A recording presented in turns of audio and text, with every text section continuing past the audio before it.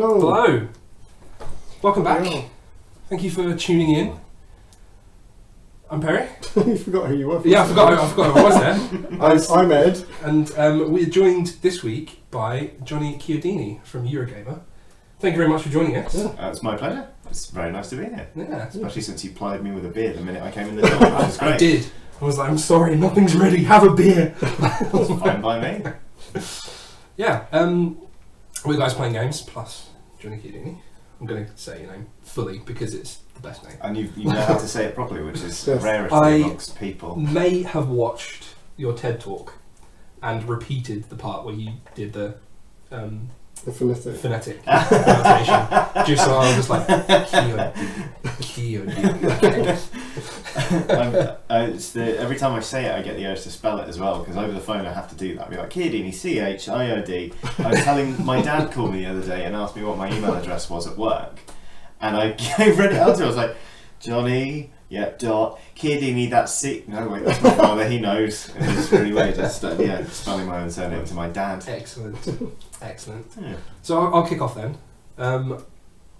Guess first. What have you been playing this week, Johnny? What have I been playing this week? A lot of Stardew Valley on the Switch, because I missed it the first time round. I didn't even know it was on the Switch. Yeah, it launched last week, I want to say. I missed it on the PC because I didn't really like the art style, and as much as I loved Animal Crossing New Leaf on the 3DS, I didn't want to play that kind of game on a PC. I didn't want to be sat in a chair doing it. Yeah. It's the kind of game you want to just be sort of here, there and everywhere playing. So when it came out on the Switch, I thought this'll be it. And yeah, I picked it up over the weekend and just lost all Sunday to it. I'm building a mayonnaise empire with my mayonnaise machines, and then I've been planting lots of corn and hops, and then I foolishly introduced my wife to it, and now it's pretty much her Switch because she will be playing it until the end of time. Stardew Valley is something that I have specifically avoided for this reason. Like, so Nick, my old housemate, plays Stardew Valley with his girlfriend, and every time he's like, "Have you not played this game yet?" And I'm like, "Because I will lose my fucking life to it, Nick. I will lose my life to it." And he's just like, "Yeah, okay." So I'm the type of gamer that I invest time in a title. Mm-hmm. So I played World of Warcraft for like 8 years, Right. and then transitioned to RuneScape, which I've played religiously, literally every day for the last like 11 months. Like, this is why we were having this discussion off chat, and we were like, this format doesn't really work. We need to rejig this because you don't play fucking games. Like, you don't do it. You play RuneScape. That's it. Like, Yeah, we did have that discussion. not this week. Yeah, Anyway, I'm we'll talk about very it. intrigued because I have no idea what you've been playing. We'll talk about that momentarily. So Stardew Valley's been your jam this week. It has this week. I've also been playing Echo, which is that sort of stealthy game where the enemies learn from you. Like, you're in a weird sort of, it's very Deus Ex. You're in a sort of, it's one, like, it's slowly gaining a bit more momentum as people are talking about it a bit more. It's a third person, like, action stealthy type game where the main character is voiced by Rose Leslie, who's Ygritte from Game of Thrones. Excellent. And you're in this weird sort of like opulent mansion that's filled with all of these clones of you, but you've got all of these things you can do. You can run, you can mantle, you can fire a gun, you can stealth, take down people, but every time you do one of these things, the building notices and it shuts the whole building down, reboots the clones, the lights go out for a few seconds, and then when they come back up, they can do that thing. So suddenly, if you sprint too much in front of them, they can sprint after you, and if you use the amazing. gun, This is literally my nightmare. it's really tense. It really got to me when I was playing it. But the cool thing is, like, before the lights properly go out, you get a few seconds grace where you can sort of steal a march on the level and get a bit further, and you can do anything. So you only use the gun if you're smart then, and you only run then, because you always keep those advantages to yourself. Because if you do everything, you just play it willy-nilly, they're going to be as powered up as you are, and there are loads of them. And it's really tense, but it's really, really good. It sounds like the ultimate stealth game. It's like you almost are rewarded for playing the game in a stealthy way. Mm-hmm. And I really am about that. Like, in games like For Honor, like, I don't think Or you think, no, you mean Dishonored. Dishonored, yeah. Not For Honor, yeah. nothing stealthy about that one. I'm not going to stealth about that, no. I don't think I broke stealth or, like, were alerted to anyone, like, in the 4 hours that I was playing it. Wow. Like, yeah, I was like, shadow, shadow, like, backstab, run. I wish I could say the same. I'm so bad at Dishonored and stealth games in general. I'm awful at them. Really. Yeah, I always go in with the intention of like, I'm going to do this, no one's going to see me, and about like, 2-3 minutes later, it all just goes to crap. And like, guns just everywhere. Yeah. And yeah, it all just falls apart. There's kind of a beauty in that, though. I think it's kind of just fun to see where it lies and just go, all right, I'm going to have to kill a room full of people. Yeah. Fine. Oh. Yeah. Again. Okay, cool. So- what about you? What have you been? I want to know what You wanna know what I've been playing? So Perry, what have you been playing? What have I been playing this week, internet? I've been playing, and literally for 2 days, South Park, The Fractured Butthole. Of course you have, but this should not have come as a surprise.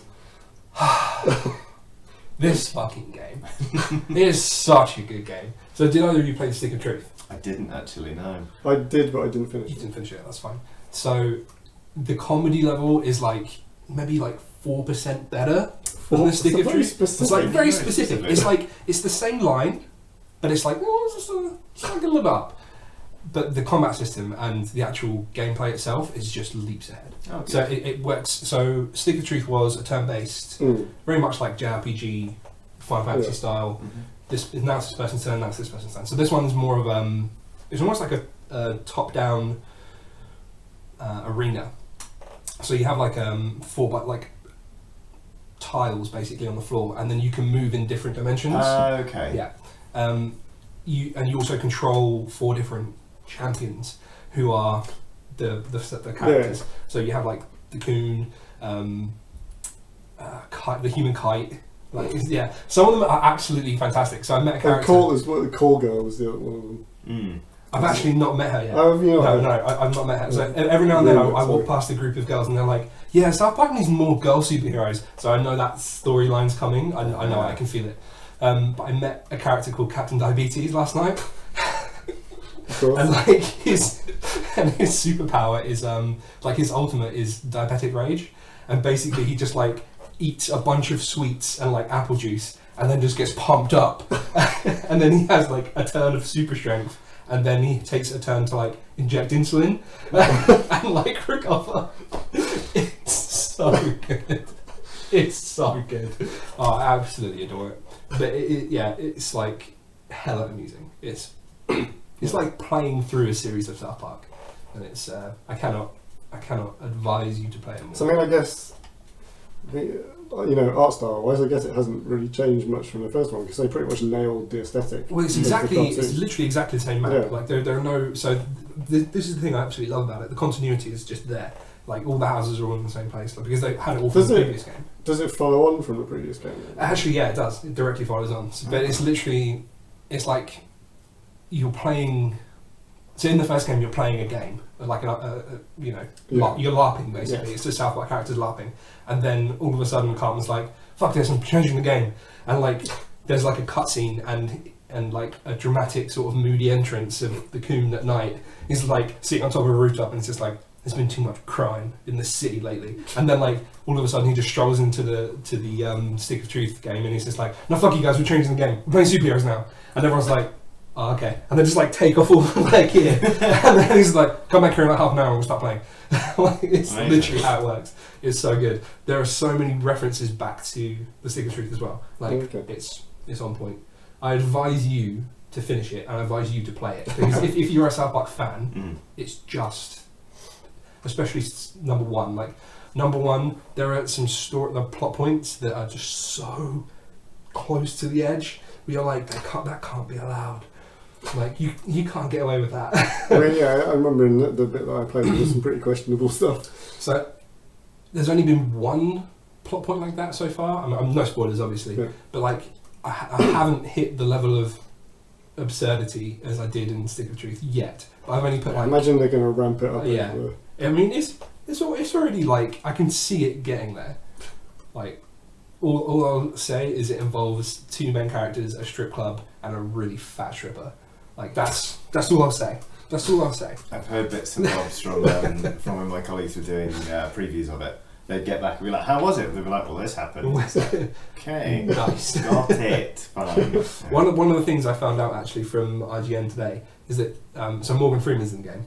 He runs a Mexican franchise, obviously, as Morgan Freeman would do, and you can fight him, but it's like a hidden boss fight. Like you basically have to walk up to him, like you make friends with him, like he becomes one of your Instagram followers, because that's how the that's how like the game progresses. Is like Cartman's like, yeah, you're not cool enough yet. You're not a cool enough superhero, so you need to go get more followers. Right. So you go out and you get Instagram followers, because Instagram's the social media platform that he's invented. So you can get Morgan Freeman as one of your followers, and it's cool. You take a selfie with him, it's great. But I didn't realise you could actually go behind the counter and just hit him a few times, and he's just like, "I've had enough of you," and then it's a fight scene. Wow. I've yet to play this, so I'm gonna bust out tonight. It's gonna be great. Beat up Morgan Freeman. Pretty much, yeah. Yeah. So that's what I've been playing, and it's genuinely amazing. I've been waiting for this game since. You do look very happy talking about it. Yeah, you have no idea. Like, and the thing is as well, I'm only 6 hours in. Like this game is going to be like, it's going to be a good 20 plus hours of gameplay, I think. Like, and how much can like the first one was like quite RPG. Does it kind of keep that like? It's more. Kind of I would say it's more RPG now, because like you. So the premise is like you're playing a superhero. You're not. It's not a class now. It's like a superhero type. So I'm currently playing I can't remember what's it called. It's like a projectile elementalist. So I'm playing like for all intents and purposes, the Human Torch. Like, because all of my moves are fire. But you can play like a bruiser, a brutalist. What's the other one? Oh, speedster. And then you have different things like cyborg or what was the other one? I can't remember the second one. Elementalist and cyborg are like the level 2. So basically, as you level up, you unlock different classes and you can combine different ones as well. So you can be like a brutalist cyborg, and you can have like shockwave mechanics and stuff like that. So, but a lot of them, it's really good. But one of the things I noticed and I actually really like is that there's a section of the game where there are certain followers that won't follow you unless you're a certain hero type.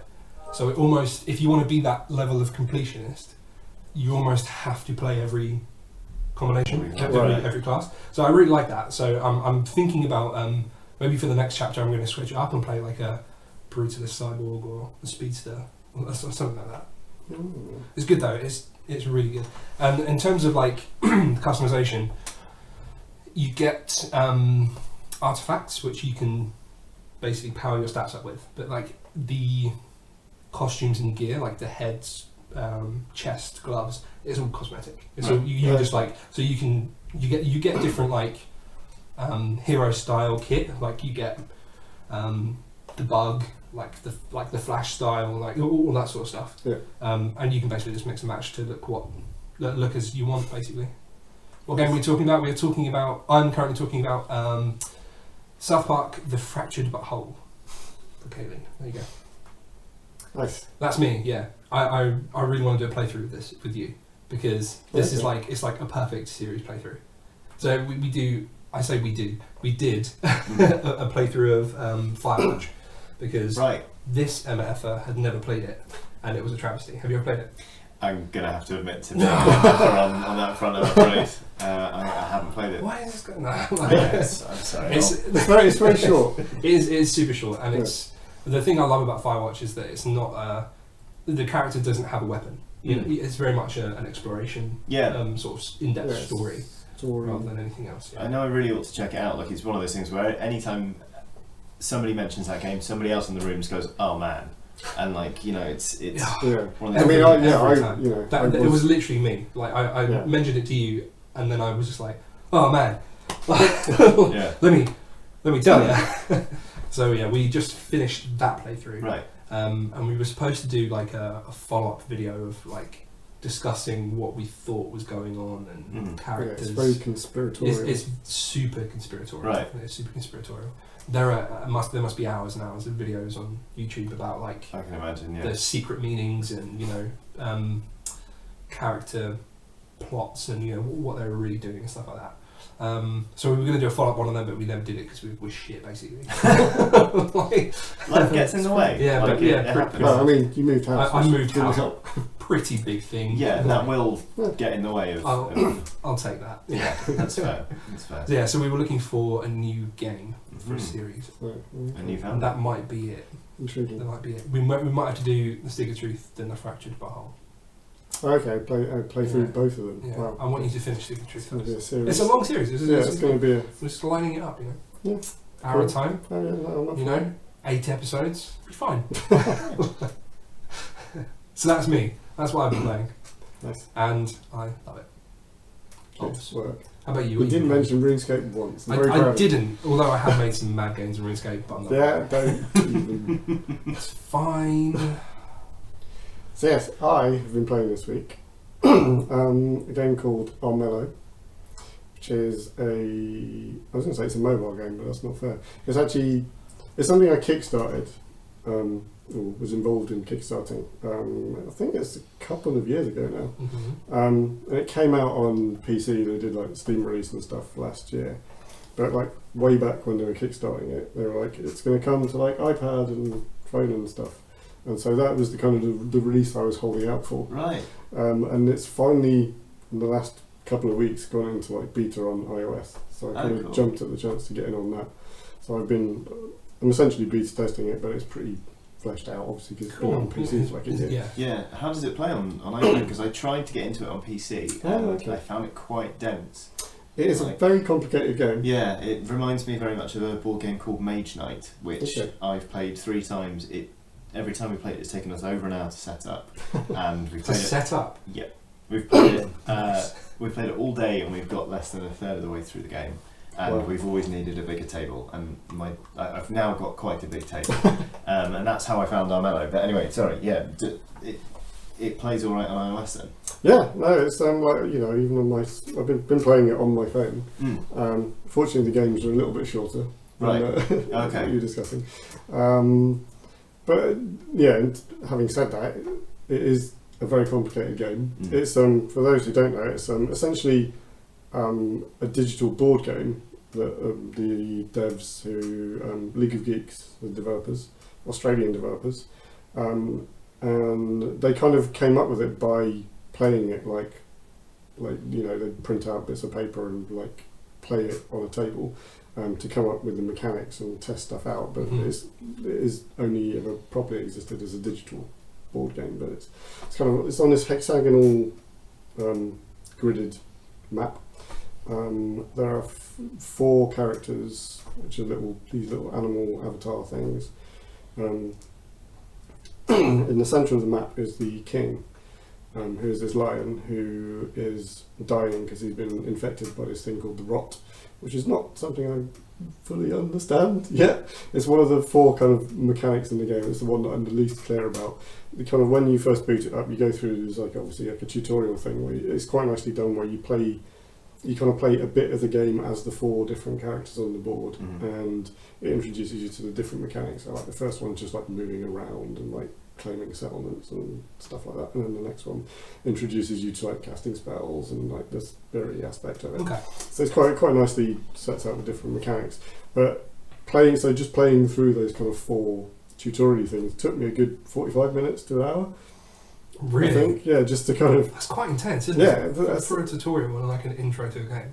As I say, there's quite a lot going on in it. So you have your character, and like they all have like a passive ability. So the one I've been favouring is this rabbit, who's an architect, who if you end your turn on a settlement, he fortifies it, or she fortifies it, I should say.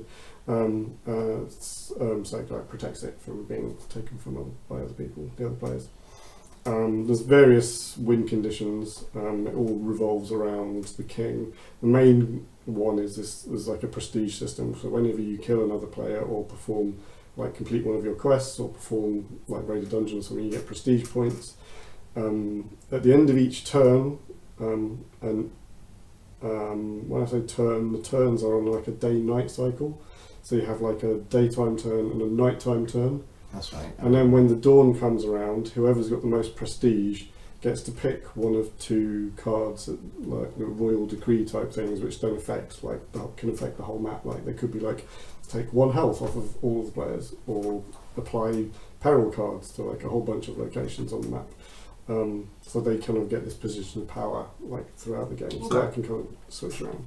It's really, really nicely done. Like and when it initially was on Kickstarter, one of the things that drew me to it was the art style. Yeah, it's really beautiful. Yeah, like all the card art. So you get like a hand of cards that you play, like various spells, and there's like trickery cards that you can play onto other players and affect things on the board and players directly. And yeah, all the card art is amazing, and like just the visual kind of like the way the map looks and the characters is really cool. And yeah, so no, it's finally coming to mobiles. I think it's only hitting iOS at the moment. I think the Android one is going to be a little bit further, but yeah, so it's been out on Steam for a while, so you can kind of, if that's your thing, you can go and pick it up. But yeah, look out for it. Yeah, look out for it on mobile soon. I don't know if it's going to be like a paid thing or not. I think it is paid. Sounds like a lot of content. Like it would be worth. Yeah, I assume there'll be some payment. They do have, I hate to mention them, but they do have the old loot box system in there. But the only thing that you get out of loot boxes is like dice skins. So you roll dice. I'm okay with that. Like attacking. We have a grudge against loot boxes. Understandably. I don't think it's just us. Judging by some of the articles that have been popping up over the past week or so. Yeah, they're pretty grim in general. Specifically around Battlefield and Yeah. The literal game-changing loot boxes, like power-ups you get from loot boxes. Tangenting slightly, like you recently reviewed Shadow of War, yeah, which had a bit of a loot box. Yeah, it's got the marketplace, which, and if you go into the market in Shadow of War, it feels super tacked on because the UI seems a bit clunky and like you get these weird little buffering wheels. It's like really inelegant, whereas the rest of the game is like hyper polished. So it smacks of something that was added in at the behest of the publisher. Obviously, I don't know that for sure, but it's what it feels like. And then you've got this orc who just sort of stands there, and he gets disappointed when you think about buying something and then don't, and he gets delighted when you purchase something. And a lot of it, you can get chests with the in-game currency, which it absolutely throws at you. It gives you loads of them. But to get the premium ones, you have to use gold, which it gives you in dribs and drabs. Like I played the full game. I didn't complete the Shadow Wars and get the true ending, as it were, because that's hours and hours and hours and hours. But I only got enough gold to buy like maybe two premium boxes. And how many hours did you put into it, like to get enough for those two? How many hours did I play it for? I don't know. It all kind of became a weird fever dream because like reviewing AAA games is such a weird. It's like running a marathon and then sitting down and writing an essay, like because you just have to absolutely session them. Like when I played The Witcher 3 Blood and Wine for review, I played that for I think something like 32 hours in a 48-hour period. So like if I wasn't at my desk playing The Witcher, then I would be asleep or eating or just sort of having weird like fever dreams about The Witcher. So with Shadow of War I had a bit longer to do it, but I probably played it for about I don't know, a long time it felt like. I like, it's a really good game. The story is awful, but the loot boxes in that really do leave a bitter taste in the mouth. And like there are some, the way I see it, it's not a very hard game. Like I'm bad at Shadow of Mordor, but Shadow of War I was absolutely walking through it. It throws skill points at you, and it throws followers for you, it throws orcs at you for you to convert and bring into your army. So when we were first talking about it, I said if you need these loot boxes to succeed, you're an idiot. Which wasn't the nicest way of putting it, but anyway, once you've done the main story, you get into something called the Shadow Wars, which is like a wave-based thing where you get hit with really powerful enemies. And there have been people who have played a lot of it saying that actually that's a real grind, and that you do need to get into these loot boxes in order to actually get through it. And if there's that kind of that built-in grind that is designed to kind of almost force you onto the rocks of buying boxes, then that is a serious balance issue, and it's like really anti-consumer, to be honest, because this is a full-price game we're talking about. You know, and I think a lot of games like Dota 2 and Overwatch, and in like Armello, when you can buy things but they're all cosmetic items. Yeah, I can sort of see I can sort of give that a pass. Like Dota 2 is a free game, and I've got friends who played it for thousands of hours, and they put quite a lot of money into cosmetic items, but they don't mind because actually, apparently, because obviously Valve is always doing economic studies and stuff. It found that people are more willing to buy boxes when the game is free because it feels like they're supporting them and they're not paying to win. Yeah, on that exactly kind of, my view. Yeah, on that kind of basis, like I've just been getting back into Warframe quite a bit recently, Right. and it's a similar thing. Right, it's this free game. They've been developing it for like 3-4 years now. Yeah. And so like after I'd been playing it for a couple of months, I was happy to like buy one of the like packs for like the top tier frames and stuff because like I want to support these people. Like I'm happy to give them some money. Like they've developed a great game. Happy to pay you an amount that is equal to like a AAA title because I've been playing your game for a couple of months and I'm happy to support it. Right. That kind of way round is perfectly reasonable. I mean, we've discussed loot boxes on here before, and like we've always cited Overwatch as a better example because it is all cosmetic stuff that you can, and you kind of get a steady stream of them through playing. Like the weekly brawls give you like 2 or 3, so there's like that's not hard. You can always kind of get hold of them, but at the end of the day, they don't impact the game at all. Like you could never open a loot box and have exactly the same experience as everybody else. Yeah. I think when that starts to change in a title, that's when the problems come. I mean, Battlefront 2 is on the, it's out in a few weeks. It's the prime example for it at the minute, isn't it? All the abilities are like, tied to these loot boxes, which is going to be really interesting to see what happens when it comes out. You have literal DPS modifiers from the loot boxes. It's like, increase your damage by X. And it's like, wow. Yeah, that's not okay. Yeah. That's not good. But let's not dwell too much on this. Let's not get back on the fucking loot box cussing or we'll be here all night. Let's move things on a bit. Let's talk about cooking. So normally we do like a... normally we do like a news section, but because we have a guest... Well, we'll still do some news. I think we'll do a little bit of news, but this is mostly going to be tell us about what you're cooking and stuff. Right. For those who aren't aware, so Johnny on the Eurogmer channel has a little show called Chiodini's Kitchen. Yeah. Where he cooks recipes from video games. Yeah, I try to recreate in-game items as well because not all the recipes. There aren't that many recipes, and some of the recipes are just straight up deadly. Yeah. It's like throw in a bunch of hemlock. No. It's a weird thing. It started when I found a recipe for fish dumplings in Dishonored for some hagfish quenelles. I was like, this will be funny. Cooked it, and it really people really responded to it, and it was like, okay, we could probably do it again. So the next week. Oh, that was it. Final Fantasy had just come out, and Final Fantasy 15's got loads of good-looking food in it. So we made a horn-toothed pie, and then people were just like, "Can you keep doing this, please?" So we did. We did one every week, pretty much, until about 6 weeks ago when I got really busy and a bit worn out, and was like, I put the show on hold. But it came back today. I tried to make iguana on a stick from Fallout. It didn't go well because iguana meat is. I mean, I tried to firstly I was like, is iguana meat legal? Where do I get iguana meat? Where can I get iguana meat? I still don't know. I googled for an hour and I still don't know if iguana meat is legal because all I got were articles about Las Iguanas, the Mexican restaurant, and whether or not all their meat was halal. Just people getting really angry about people who only eat halal. I imagine you could probably pick up an iguana kebab in maybe like Barbados or some tropical country. There is some parts of South America it's a a real it's not a staple, but it's something that's eaten very commonly. Maybe not something you want to get shipped here. I can imagine that. Yeah. If I had to put money on it, I would say that it's probably not legal. But I realised the only way I could get iguana meat would be to buy an iguana and then. And I thought actually, so I bought a packet of mints. It's got to be similar, right? From the supermarket. Cow, iguana. Yeah, exactly. I used pork in the end. I wanted to find turkey mince because it cooks up lighter, so then I could. Fucking hell! What I did was sorry swearing. I mixed all of this mince up and I got 2 kebab skewers and I tried to make iguanas out of meat. which is hard. It turns out. Like I'm all right at sculpting Just like clay. shaped iguanas. Yeah, it's not good. I was just kind of like trying to squeeze this meat on, and then halfway through cooking, I took it out and I tried to glaze it with honey with green food dye in it, and that didn't work.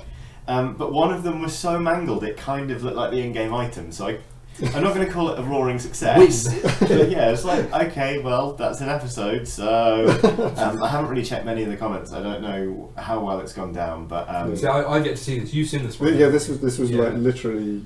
it went live 3 hours ago. Yeah, I get to watch this one. So here's a question: what has been both your favourite one to make and the favourite one to eat? Okay, Ooh. that is a really good sort of one. My favourite one to eat is really easy. It's Zoop from Sunless Sea, because I don't know if you played Sunless Sea. It's this lovely. It's from Fail Better Games, who also make a mobile game called Fallen London, which is really sort of like it's spooky, gothic-y kind of like text adventure stuff, really. But Sunless Sea takes place in the Untersee. So basically, the idea is, during the reign of Queen Victoria, bats come and they scoop up the city of London and they steal it and they put it in a big, massive cave, and there's a sea inside it called the Untersee. So then, so there's Fallen London, High Barnet becomes Low Barnet, and like it's absolutely brilliant. These games are amazing, but it's all of it so brooding and dark and weird. And there's this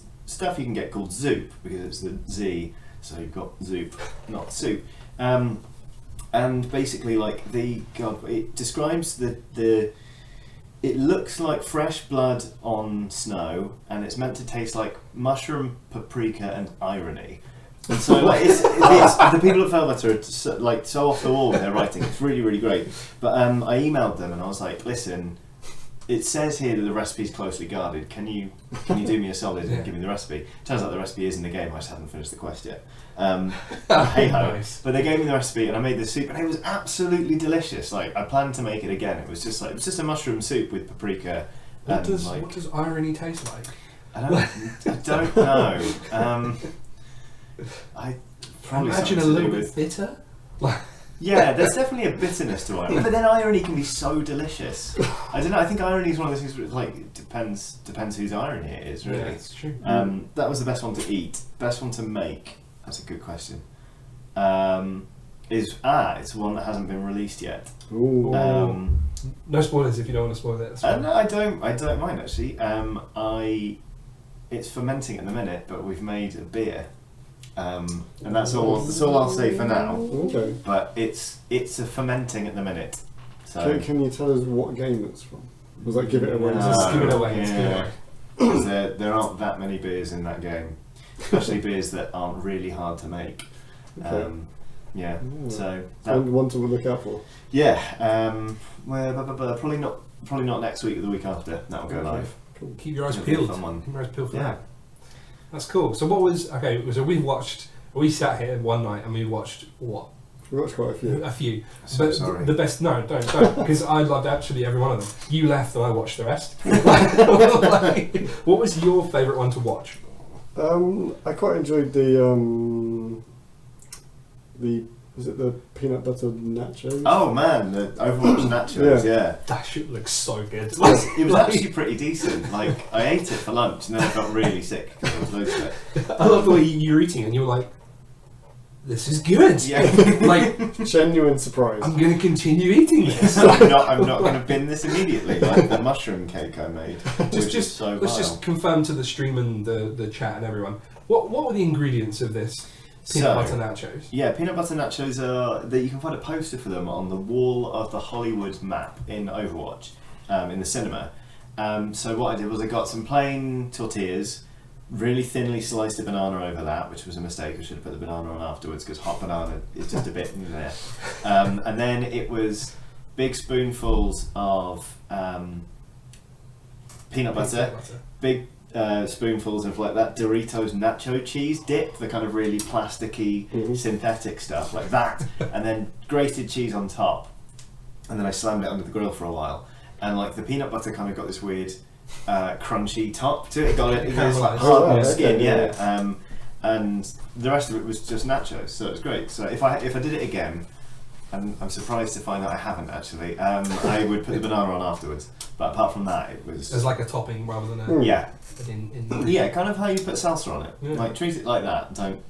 Do not heat There it. you go, guys. There There you you When go. you next time you make banana and peanut butter nachos, banana goes on top. On top. Yeah. There you go. It always alarms me when people say I'm going to make this, and I'm sat there and like, don't. Don't. Someone has already said that they want to make meat iguanas this weekend. I thought, do it. Please don't. Just don't make the iguanas. That's so good. Has anybody ever come back after a video and they've attempted it and possibly bettered? Yeah, your efforts? yeah, easily. It weirdly, like, people send me pictures of things not infrequently, being like, I made the thing. People smash it with the Final Fantasy pie. There are a lot of people out there who are better with pastry than me, which isn't really a surprise. And sausage rolls as well, because there's a game called Stephen's Sausage Roll. It's a puzzle game, and it became a running joke on Eurogmer that we hadn't reviewed it. Like every review we wrote, somebody would pop up into the comments and write something about the review, then somehow linking it to Stephen's Sausage Roll. We're like, I really like this element of the game. It's not unlike Stephen's Sausage Roll, a really good video game that Eurogmer hasn't reviewed. So we decided around mid-October, we were like, let's review it and put it out on Christmas Day as a Christmas present to this user. And we were sad to do it because we were killing off the best joke on the site. But I did a Chiodini's Kitchen as well, where I made like a giant sausage roll that took up my entire counter and then hacked it up into bits. That was a good one, but my pastry is bad. So people have absolutely smashed that out of the park as well. Yeah, there are some gifted chefs out there, and I am not one of them, basically. I think my favourite one were the buzzard wings. But that was mostly because it was World of Warcraft, and as soon as you said buzzard wings, I was just like, I know exactly where the NPC is. Excellent. he's at the little campsite in Hellfire. So I know where he is. There he is, bring him some buzzard wings. Crash Zeppelin, I know that. It took me ages to get footage for that. I'm not gonna lie, that hot sauce you made looked great. That was the best thing about it, like the sort of the whole bottle, like it was like 2.5 bottles of Frank's hot sauce, which is amazing anyway. A load of ketchup. And then some other stuff. That was amazing. I shouldn't have put it on before they went in the oven. Should have just done the wings and then put the sauce on. It's a recurring thing. Yeah. Put stuff on afterwards. Yeah. I think that was probably my favourite one. And I also I'm just going to drop it because Kingdom Hearts is the shit. And the ice cream that was pretty good. You made the sea salt ice cream. Right? Yeah. It was a nightmare. It wouldn't freeze, and I was like, it's 4 p.m. and I need to get this video out. So in the end, I think I just tried half done ice cream. It was nice though. It's good. Yeah, that's pretty good. What are we talking about now? Let's What is next? move on. I don't know. We spoke about. We mentioned the TED talk. We actually haven't mentioned this. So yeah, Ed helpfully linked me the TED talk, and you are majorly involved with this movement. Do you want to tell us a bit more about this and what you're trying to achieve and Yeah, sure. and like what went down at the TED talk and stuff? So basically, I'm very passionate about sort of mental health advocacy and sort of just opening up sort of conversations about mental health because I suffer from depression and anxiety quite a bit myself. It's actually why I was playing Stardew Valley so much over the weekend. I was really down. I was just like, this is about the kind of thing I can do. And it was just pottering around in a nice field. It just made me feel a bit better. But a while ago, a couple of years ago now, I started a series on Eurogmer called Low Batteries, which is about video games and mental health and how mental health is portrayed in video games and how video games can help us with our own mental health. And after that, I was invited to Oldham to do a TEDx talk. So fucking cool. It was really fun. Like the guy was really nice. He'd seen my stuff, and like he was an awesome dude called Gareth. He's really cool. We went to the pub afterwards. Got quite drunk. I'll tell you that story once I'm done talking about the actual thing. I got stranded in Manchester. Basically, he was like, it would be great to hear you talk. If it could be along this line, what do you think? And I was like, yeah, that sounds great. So I pitched him a talk called "Can a Video Game Save a Life?" Kind of looking at why video games are culturally significant and why they shouldn't be disregarded because they can actually be useful support tools for people who need them. So it's kind of it was a very like basic top level thing to begin with, like how Tetris is satisfying to play, and if you're not feeling good about playing Tetris well can be helpful. Endorphins are endorphins. Exactly, Like, yeah. Like wherever you're getting them from, Yeah, that exact kind of thing. And then it sort of after that, sort of delved into games that specifically target mental health. So games like Flowy, which is designed to help people like stop panic attacks before they happen. So a really good mobile game about steering a ship and breathing in time with the game, and it was kind of stuff like that. And then sort of did the classic sort of, so what do I want you to take away from this bit at the end of a TED talk. And yeah, it was like it was one of the most rewarding things I've ever done, actually. Like, it was really flattering to be asked to do it, and doing it was a great experience. Even though we went to the pub, and then I thought I was being sensible. About 7:30, I was like, I'm going to go now. I'm going to get my train back to London, and I got to Manchester Piccadilly Station at 8:30 on a Saturday evening. I was like, when's the next train to London? It's like 8 in the morning, mate. It's like, what? So the trains from Manchester to London stopped running at 8 p.m. on Saturday, and I was just like, what? But this is a huge city, and so's that. It's definitely not what you would expect. No, so I went and bought a sandwich and 2 cans of gin and tonic, and I went to the National Express coach station around the corner, waited until midnight, and got a coach back to London. And I arrived in Victoria at 7 in the morning. So it was an megabus. Yeah. Was it actually a megabus? No, it was a National Express. Good, because fuck megabus. I've ridden a fair number of megabuses in my time, and they're not pleasant. Not that National Express was especially nice either. So it was kind of funny. It was so ridiculous. I was like, all I can do is laugh about this. But yeah. Nice. I have a tangent about megabus. I got a megabus tangent. Hashtag. I got a megabus from Download back to London. I'm an avid Download festival goer, and it took 8 hours because of the M25. We were sat still on the M25 for about 4 hours, maybe 3.5, 4 hours. I needed to poo so bad because I was like, I do this thing every year when I'm like, I'm not going to drink. It's Sunday night. I'm not going to do it. Yeah. Because Monday I need to get home. Yep. And then I have a beer, and my conscience is like, what if you just keep drinking and don't sleep, and then you can sleep on your mode of transport home? And I'm like, it's a good theory. Fucking genius. You're a genius, brain. Let's do that. And then all of a sudden I'm stuck on the M25 for 8 hours, needing a poo, and not being able to. That's really unfortunate. You're all welcome for this information. Was the bus mostly Download goers? It was all Download goers, and all of them were in the same state as me as well. They all stank. They were all hungover. Like, it was great. Sounds like a good time. I'm pretty sure there was even one point 2 guys got off the bus, walked like 3 miles to the petrol station, and then walked back to the bus. And they were like, "We have treats." Heroes, absolute heroes. Absolute wow. heroes, Yeah, that sounds harrowing. That was my little megabus tangent. I'm sorry. Back. It was a good one. I liked it. Pulling it vaguely back onto the topic. So the mental health stuff. I feel it's becoming more prevalent in games. Certainly even in like just the past year or so. I mean, very recent memory, obviously, we had Hellblade, which I believe you reviewed. Yeah. It's excellent. It's one of my games of the year, hands down. It's incredible. Yeah, and also there's been like stuff like Life is Strange, which touches on things. So the fact that this kind of topic is getting representation in these kind of games, which are kind of hitting the mainstream more and more. Honestly, I would even push and say Firewatch is of this genre, because it addresses some really serious, or maybe not specifically about mental health, but it addresses some really serious life issues. Yeah. And very common things as well. So just a bit of an overview of premise of the game. You play this main character who has found a job in a national park as a fire warden, and the reason he's there is because he's essentially running away from his life. His wife has Alzheimer's and basically forgets him, and he goes to this park to sort of figure out what he wants, what his next step is. I think it very much ties in. It sounds like it.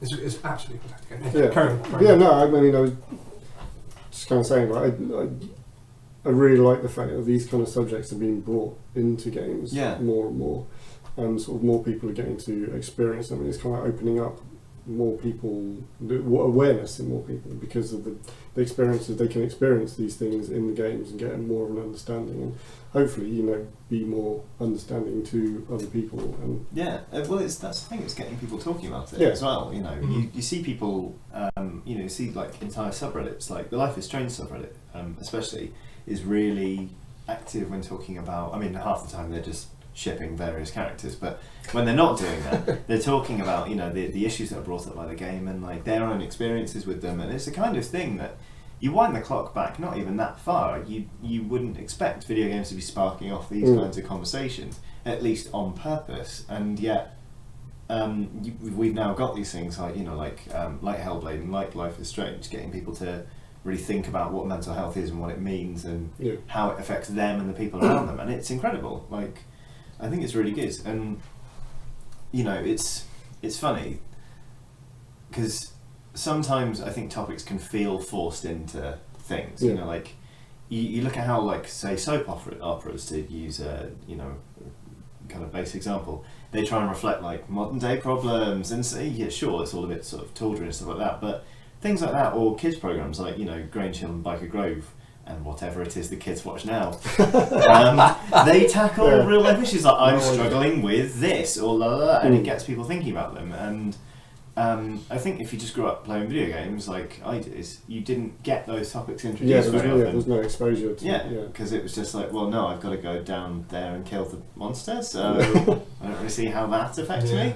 But now, you get that, you still get to go down the thing and kill the thing, but you get sort of introduced to kind of like these things that are actually genuinely impactful. These things that people can relate to. Like, you've got these characters doing these ridiculous things, killing monsters, blah blah blah, but they have these relatable issues or whatever it is, characteristics that people can relate to and can see in other people. And again, it's the awareness that it brings of these things that I think is really, it's super important. I think, especially when it comes to men's mental health. This was something you touched on in your TED talk, I believe, where the statistics for sort of men specifically, like, who don't talk about their mental health and whatever problems they might have, it's surprisingly high.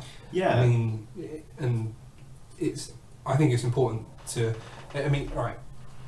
this day and age, not all games are directed at male audiences, but let's be realistic, the statistics are probably something like 70-30, like males to females, in terms of player base. In terms of player base. I don't know. I'm not sure. Or would you say it's more equal now? I would say it's. I think it's more equal than that. I think it's a lot closer. I'm all for that. That's really cool. But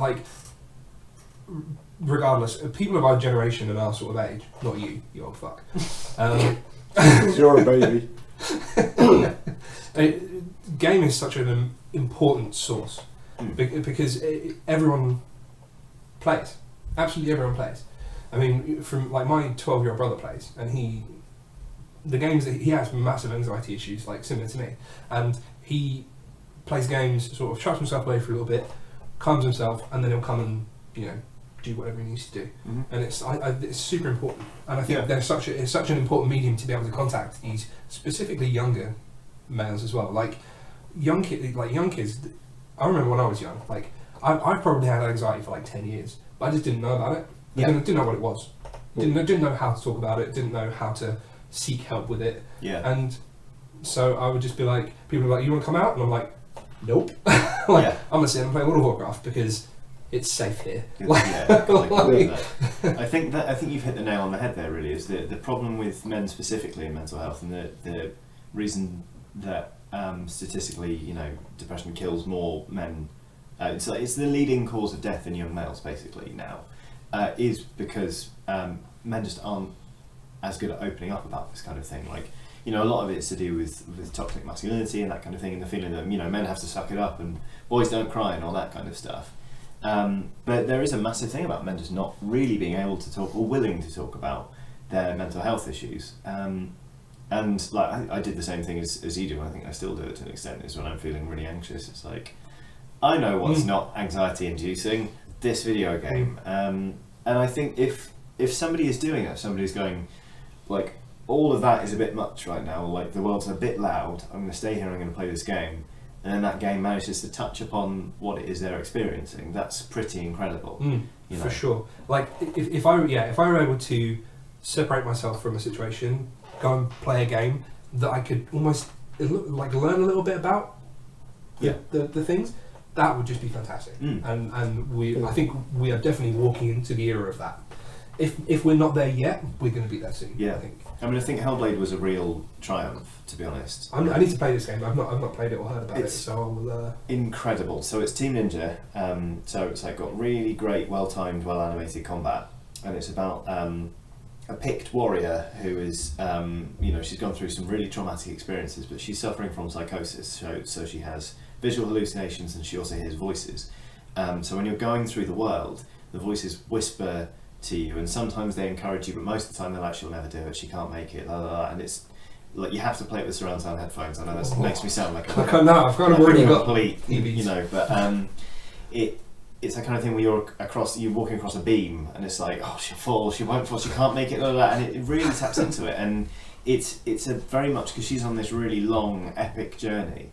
It makes you wonder whether she can keep going, and it really struck a chord with me. And I mean, I've never suffered from psychosis, and it was an incredible thing to be able to get a peek as to what that might be like. It's almost like you're experiencing it, I imagine. Yeah, I mean, a lot of people have said that they've suffered from psychosis and they've never seen it depicted properly before. In such an accurate way. Yeah, Okay. So that is like incredible of its own right, but sort of the crisis of Consciousness? Confidence, that's the word I'm looking for. Okay. So I've been really tongue-tied today. She goes through all these crises, and it really, like, at least for me, it really felt, it struck a chord with just struggling to get past myself in some way. Yeah. It's genuinely, I mean, for such a high production value game, for it to focus so insistently on like this aspect of mental health, psychosis, it's incredible. Like, it's genuinely amazing. It's one of my top 3 games of this year. Excellent. I need to play this game for sure. Yeah. For sure. Well, that took a very serious turn, It did. but not one that I'm dissatisfied with. I'm happy, and I think not enough people talk about it. Yeah, So I'm glad that 3 nerds can just get together and talk about it. My pleasure. Cheers. What are you gonna hit us with? I thought it was your fact of the week time. Almost. Can we just do it. sneak in a couple of news? Sneak in. Do you want to click on anything? No. I wanted to talk I just wanted to talk a bit about the Visceral Games thing, which happened in the last 24 hours. Yeah. Do it. Which was surprising. I don't know if you read about this. No, I don't think I read about So, it. Visceral Games, who were working on the Uncharted Star Wars game. Oh, I have read about this actually. I lied. Yeah, Carry EA on. basically shut them down. Yeah. Which came out of the blue. They put out a statement saying they considered it and they wanted to refocus the design and pivot the design. They used the P word, didn't they? Yeah. But the exact wording they gave, I found very interesting. It was to do with. I have it on my phone, but I'm not going to look it up. It was along the lines of it was along the lines of they want to pivot the design of the game for the sort of longevity and replayability and longevity of the title, which doesn't sound like it's going to be a single player linear adventure anymore. No, that sounds like multiplayer, doesn't it? Yeah, and if I had to put money on it, I think they're looking at a Star Wars Destiny. I think this with the longevity and the replayability thing, it sounds like that's the angle they're going for. Because there's something like they want players to be able to enjoy it for like years to come or something. Which, I think it's a crying shame because an Uncharted Star Wars game would have been amazing. Absolutely mind-blowing. That would have been fantastic. So how they've come to this decision is just mind-boggling. It doesn't need to exist, does No, it? no. Star Wars There's no- Destiny doesn't need to happen. No, There's I no room mean, for it. Knights of the Old Republic Destiny is still is going. basically already Star Wars Destiny. Yeah, I mean, There I are think I speeders. remember. Like you can Yeah. get swords. I remember saying to you in the early days of Destiny 1, like, this is almost Star Wars. Yeah, this is Yeah. practically Star Wars. Yeah. the Nerdazoids come good. There's the quote. Thanks, blimey. Our industry is evolving faster and more dramatically than ever before. The games we want to play and spend time with, the experience we want to have in those games and where we play, all these things continue changing. So is the way games are made in this fast-moving space. Let's focus. This must be thrilling for you guys at home. We're all reading a large paragraph of text off the screen. Where's the key? It fuels our live service in Star Wars Galaxy of Heroes. It's the last bit. It's the last bit. Oh, hang on. There's going to be more. No. Or maybe not. To make it. Oh, you're going to make me look at the actual quote now. Well, thank you anyway, the Nerdzoid. That's very helpful. Look it up anyway. Find the piece that you want to bitch about. Yes, here we go. Yeah, the exact quote was, to deliver an experience that players would want to come back to and enjoy for a long time to come. It's games of service, isn't it? Yes, it's not going to be a single player adventure that we all wanted.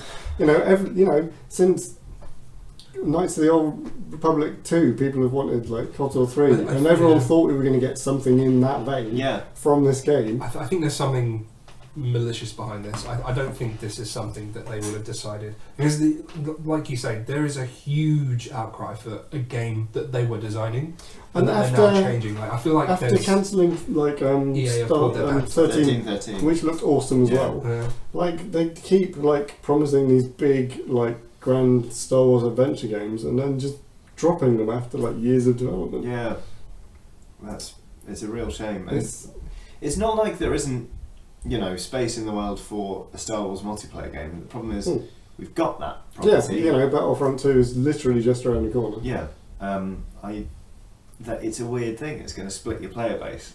I mean, the Star Wars: The Old Republic is even still a thing. Like, there is a Star Wars MMO. And the story side of it, is really good. Like they keep putting out these expansions with like really strong story content. Rich. Like, so I'm a huge MMO gamer, right? And in terms of like content from an expansion, Star Wars is up there with WoW for me. Like, it's just huge playability and it's replayability as well, because once you've done it with one class, each class has like a unique storyline and arc. Yeah. That's great. And I'm like, right, sweet, I've done the bounty hunter, now I want to play the Sith warrior or something. Like, that was always a huge part. You get a completely different story arc, you interact with different characters, you have completely different path through the content.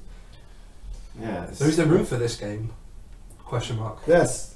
There's no question, right? There is. No, it's in like the new version of what they're proposing.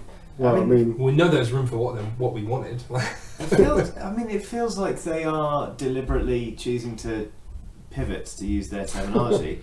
They're pivoting from like a type of game that doesn't have that many big competitors. I mean, like there are some publishers, like Sony exclusive, definitely focus on the single player experience in big single player games. But Uncharted, they're done with Nathan Drake. That we've just had the Lost Legacy. Is that what it was? It feels like it feels like that franchise is not winding down, but certainly it's not. It's simply because of its longevity. It's not going to hit as hard as it used to. Yeah. There's a lot of room for that.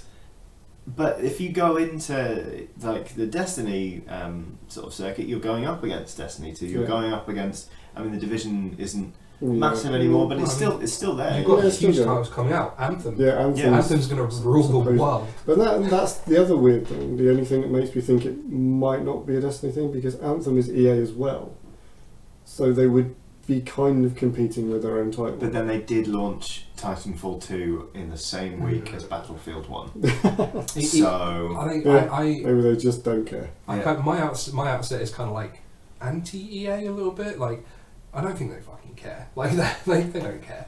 They're such a huge title, a huge company that they can just be like, and I guess, or release whatever you want. If they've got two of their own titles going against each other, it's they're not losing. Win-win.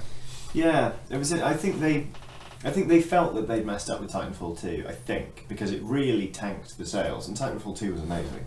Yeah, really great. I only picked it up when it hit. What was it? The EA Vault thing. Yeah. So I was like, okay, I heard a lot of good stuff about it. So picked it up, and really kind of regretted not having picked it up earlier, because the single player campaign was great. Yeah. It was really creative. There was some really interesting bits throughout the levels and kind of the way it kind of flowed through. And it was really fun. Yeah, the multiplayer was great as well. Yeah. It's just that the player numbers started to slide downhill very, very quickly, and I think a lot of that was to do with them launching up against Battlefield 1, Mm. EA's other big shooter property. Yeah. So frustrating. Yeah. For sure. I think we can talk about this one night. I'm actually really enjoying this podcast. We are coming to a wrap time. Is there anything you should talk Okay. Do you want me to do my facts and then? I don't want you to do your fact, but you're going to do it. I want the fact. Yeah. He hates my facts. Encourage him. You don't have to do this every week. Fair. I'm joking. His facts are alright. Come on then, Ed. Hit me. So it's a quick one. There's not a huge amount of backstory or fluff around this. It's a very very straightforward fact this week. And upon searching for my facts of the week, I discovered that many of the samples for the original Golden Axe title, many moons ago now, you probably haven't even heard of it. Fuck you, I've heard of Golden Axe. Golden Axe is a classic one. Yeah, many of the voice samples you can hear when they're like doing all their fighting moves were actually taken from the movies Rambo: First Blood and Conan the Cimmerian, Is that right? Alright, which is pretty random. I like that fact. So yeah, a lot It's of the acceptable kind of fact. hits and like the kind of like oh and like oh god and like all those kind of little voice things were sampled from the film. I don't quite know how they got clearance for that sort of stuff Yeah. back then, but yeah, that's where those Weird. sounds came from. I wonder if maybe they all came from a central library to which they also had access. Oh yeah, maybe there was sound effects in the film. Yeah. Because I don't know about you, but anytime you hear certain noises from the facility level of Goldeneye in a film, it's like, oh, that's the door closing, like, or the bong, you know, the weird like atmospheric bong. Anytime I hear that, I'm like, there it is. There's definitely been sound effects from the original Doom that I've heard in other games and films as well. It's Yeah. like, hang on a second. I know this. Yeah. Yeah. Yeah. So yeah, Good there's those. fact. That's a good fact. Well done. I enjoyed it. Well, thank you for tuning in, everyone.